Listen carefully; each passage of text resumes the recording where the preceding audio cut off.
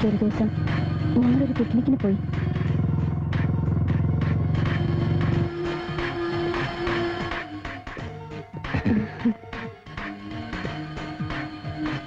എന്റെ പെണ്ണുമൊത്ത് കുറച്ചു നേരം സ്വസ്ഥമായിട്ടിരിക്കാൻ ഞാൻ കണ്ടെത്തിയ സ്ഥലം എങ്ങനെയുണ്ട്?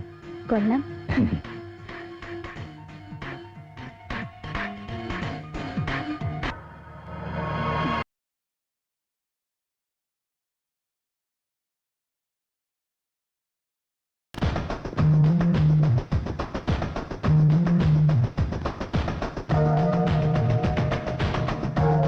ജീവിക്കണോ മരിക്കണോ എന്നതായിരുന്നു എന്റെ മുന്നിലുള്ള ഏറ്റവും വലിയ ചോദ്യം.